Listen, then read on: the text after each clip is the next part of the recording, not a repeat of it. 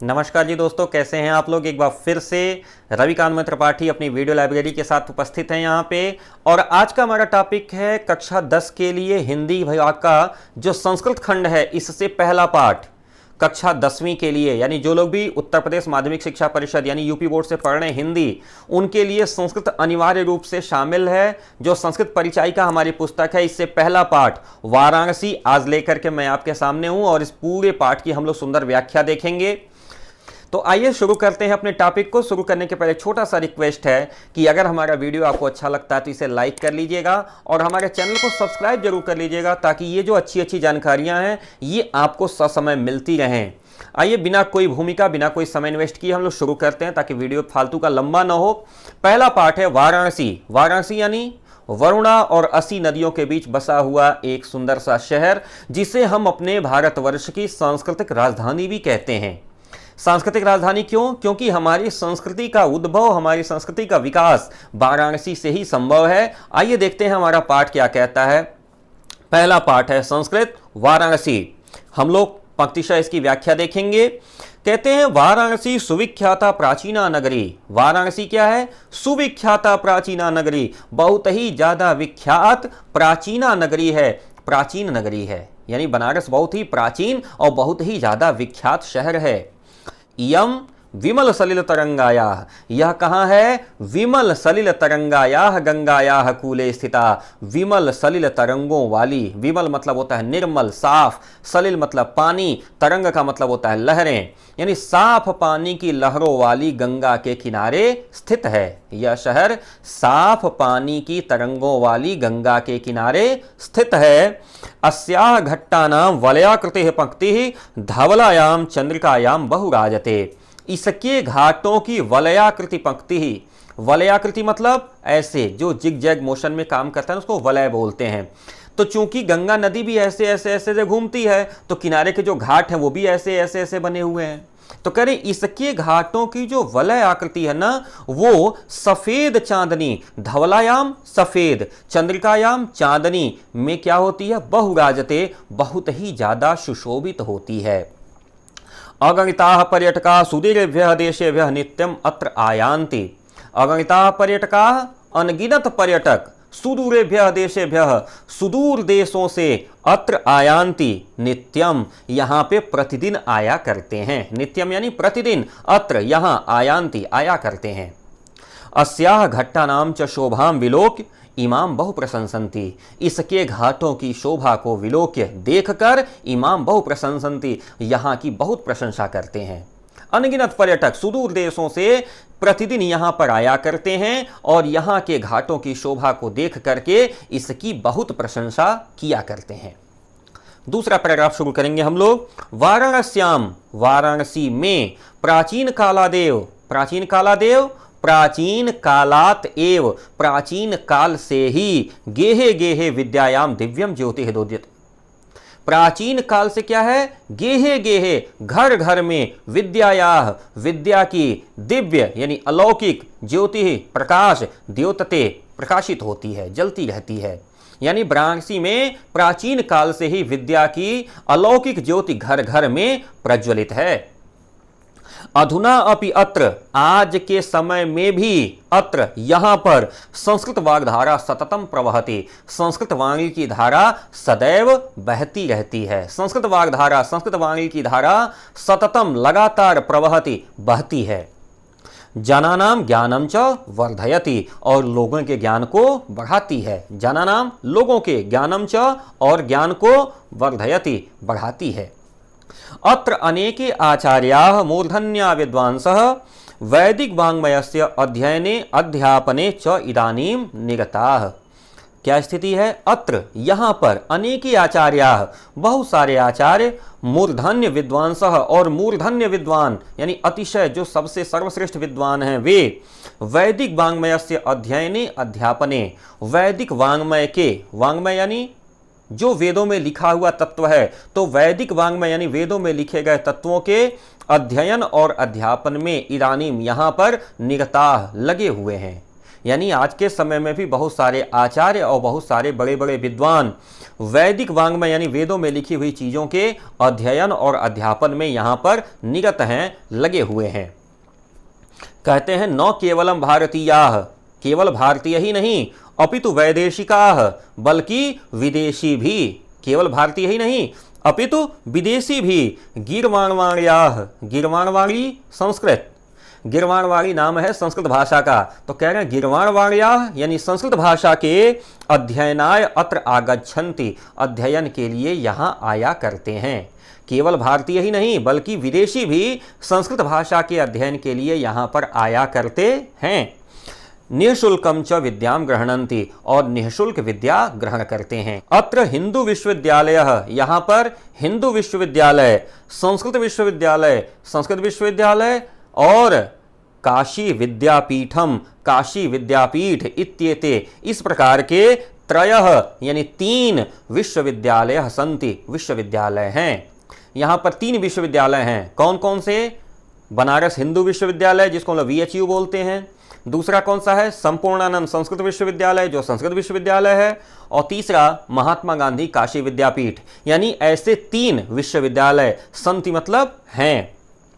येषु, जहां पर नवीना नाम प्राचीना नाम च, नवीन भी और प्राचीन भी, नवीना नाम प्राचीना नाम च, नवीन भी और प्राचीन भी, ज्ञान विज्ञान विषयानाम अध्ययनम प्रचलितः, ज्ञान और विज्ञान के विषयों का अध्ययन प्रचलित है, यानी जहाँ पे नवीन और प्राचीन ज्ञान और विज्ञान का अध्ययन होता है।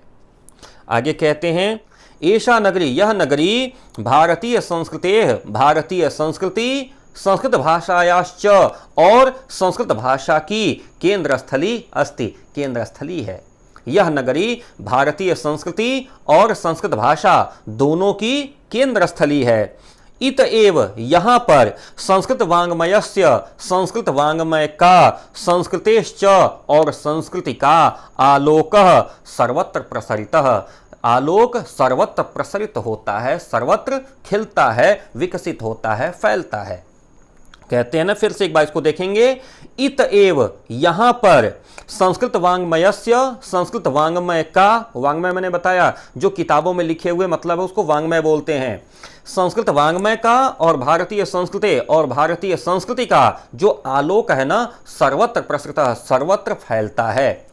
आगे चलेंगे। मुगल युवराजः, मुगल युवराज दाराशिकोह अत्र आगत्य, मुगल युवराज दाराशिकोह अत्र आगत्य, यहाँ आकर भारतीय दर्शन शास्त्राणाम अध्ययनम अकरोत्, भारतीय दर्शन शास्त्रों का अध्ययन किया। दर्शन शास्त्र यानी फिलॉसफी, यानी मुगल युवराज दाराशिकोह यहाँ पर आकर के भारतीय दर्शन शास्त्रों का अध्ययन किया। स तेषां ज्ञानेन तथा प्रभावितः अभवत्, वह उनके ज्ञान से बहुत ही ज्यादा प्रभावित हुआ। जो मुगल युवराज दाराशिकोह आया था उसने यहाँ भारतीय दर्शन शास्त्र का अध्ययन किया और उसके ज्ञान से बहुत ज्यादा प्रभावित हुआ। यत तेन उपनिषदाम अनुवादः पारसी भाषायाम कारितः, यहाँ तक प्रभावित हुआ कि उसने उपनिषदों का पारसी भाषा में अनुवाद भी किया। यत, जबकि उन्होंने क्या किया? तेन उपनिषदाम अनुवादः पारसी भाषायाम कारितः, उपनिषदों का अनुवाद पारसी भाषा में किया। अगला पैराग्राफ देखेंगे। इयम नगरी, यह नगरी विविध धर्माणाम संगम स्थली, विभिन्न धर्मों की संगम स्थली है। संगम यानी मिल जाना, संगम का शाब्दिक अर्थ होता है साथ साथ चल पड़ना यानी मिल जाना। यह नगरी जो है ना विभिन्न प्रकार के धर्मों की संगम स्थली है, सभी प्रकार के धर्मों को अपने यहाँ शामिल कर लेती है। महात्मा बुद्ध, तीर्थंकर पार्श्वनाथः, शंकराचार्यः, कबीरः, गोस्वामी तुलसीदासः, अन्ये च बहवः महात्मानः अत्र आगत्य स्वीयान विचार प्रसारयन्। यहाँ पर क्या हुआ? महात्मा बुद्ध, तीर्थंकर पार्श्वनाथ, शंकराचार्य, कबीर, गोस्वामी तुलसीदास, अन्य च बहवः, और इनके अलावा भी बहुत सारे महात्मा अत्रागत्य यहाँ आकर स्वीयान अपने विचारान विचारों का प्रसार किए। यहाँ पर बहुत सारे महात्मा आकर के अपने विचारों का प्रसार किए।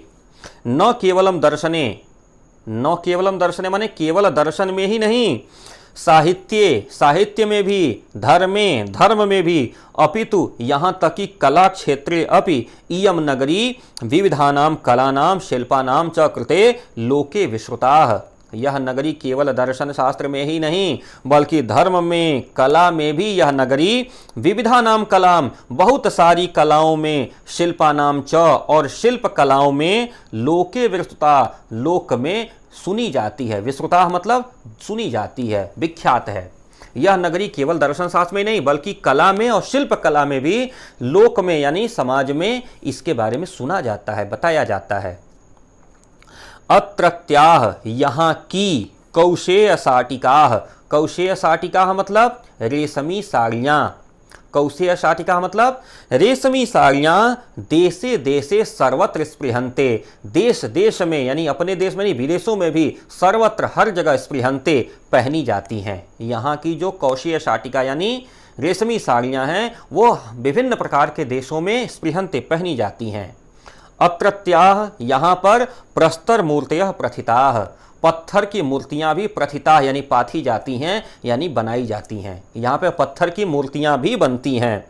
इयम निजाम प्राचीन परंपराम इदानीम परिपालयति, और यह बनारस नगरी जो है ना, इयाम शब्द फिर संबोधन आया वाराणसी के लिए, प्राचीन परंपरा को इदानीम अपि आज के समय में भी परिपालयति पालन करती है। परि चारों तरफ से पूर्ण रूपेण पालन करती है, यानी वाराणसी नगरी प्राचीन परंपरा का पूर्ण रूपेण पालन करती है। तथैव गीयते कवि भी, और यही कारण है कि कवियों के द्वारा गाया गया। तथैव यही वजह है, गीयते कवि भी कवियों के द्वारा गाया गया। क्या? मरणम मंगलम यत्र विभूतिश्च विभूषणम कौपीनम यत्र कौशेयम सा काशी केन मीयते। वास्तव में ये श्लोक आया हुआ है भोज प्रबंध से, बल्लाल का लिखा हुआ भोज प्रबंध है राजा भोज के सम्मान में, वहां से ये श्लोक उठा है। कहते हैं मरणम मंगलम यत्र, जहां का मरना मंगलकारी हो। पूरे इस अखंड ब्रह्मांड में सबसे ज्यादा अमंगल का कार्य क्या होता है? किसी की मृत्यु हो जाना। लेकिन वाराणसी एक ऐसा शहर है जहां की मृत्यु भी मंगलकारी है। मरणम मंगलम यत्र विभूतिश्च विभूषणम, और विभूति यानी राख, भभूत होता है ना, जहां पर जाते हैं शंकर जी के मंदिर में तो भभूत मिलता है, वही कहते हैं विभूतिश्च विभूषणम। विभूत यानी भभूत यानी राख, जहां का आभूषण है। लोग अपने शरीर पर राख पोत के अपने आप को सुंदर अनुभव करते हैं। कहते हैं कौपीनम जत्र कौशेयम, कौपीन का मतलब होता है लंगोटी, जहां पे सिंपल एक वस्त्र पहन करके लोग रेशमी वस्त्र का आनंद ले लेते हैं। सा काशी केन मीयते, उस काशी की तुलना किससे करेंगे? स काशी केन मीयते, उस काशी के तुलना में कोई दूसरा है ही नहीं। तो ये था पहला पाठ हमारा वाराणसी। मुझे लगता है कि इसकी व्याख्या आपको अच्छे से समझ में आई होगी। यदि किसी शब्द का मतलब आपको समझ में नहीं आया है या कोई अर्थ नहीं मिल पाया होगा ना, तो आप हमको कमेंट बॉक्स में दे दीजिएगा, हम उसका जवाब आपको देने का प्रयास करेंगे। और जहां तक रही क्वेश्चन आंसर की बात, तो मैं कोशिश करूंगा कि एक वीडियो और बनाकर इसका क्वेश्चन आंसर भी मैं आपको करा दूंगा। तब तक आप लोग इस वीडियो को देखिए और इसके शब्दार्थों के साथ मिला करके इसकी व्याख्या को समझने का प्रयास करिए, अपने कॉपी में लिख लीजिए। तो फिर चलिए तैयारी करते हैं अगले वीडियो की। आप लोग तैयारी करें इसका नोट्स बनाने की। मिलते हैं जल्दी ही। और फिर वही छोटा सा रिक्वेस्ट कि अगर आपको आज का हमारा वीडियो अच्छा लगा होगा तो इसको भी लाइक कर लीजिएगा। और जो लोग भी आज हमारे वीडियो सेशन को पहली बार देखे हैं उनसे रिक्वेस्ट है कि हमारे वीडियो को लाइक कर लीजिए, हमारे चैनल को सब्सक्राइब करने के साथ साथ बेल आइकन ऑन कर लीजिएगा, ताकि जब भी मैं कोई नया वीडियो अपलोड करूं तो इसका नोटिफिकेशन सबसे पहले आपके पास पहुंचे। तो चलिए मिलते हैं जल्दी ही अगले वीडियो के साथ। नमस्कार, सत श्री अकाल।